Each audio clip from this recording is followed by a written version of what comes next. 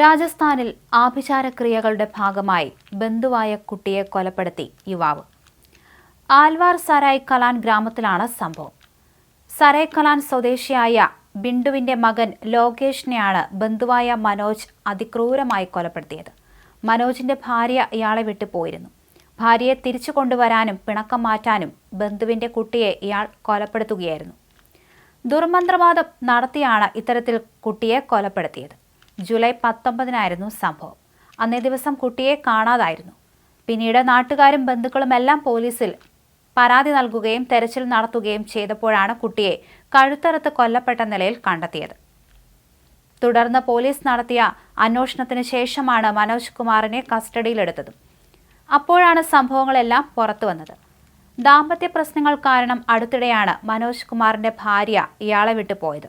സ്വന്തം ഭാര്യയെ വീട്ടിലേക്ക് കൊണ്ടുവരാൻ വേണ്ടിയാണ് ആഭിചാര കർമ്മം നടത്തിയത്. മന്ത്രവാദിയായ സുനിൽകുമാറിന്റെ സഹായം തേടിയപ്പോഴാണ് ബന്ധുവിന്റെ കുട്ടിയെ കൊലപ്പെടുത്തണമെന്ന് പറഞ്ഞതും ഇയാൾ അതുപോലെ തന്നെ ചെയ്തതും.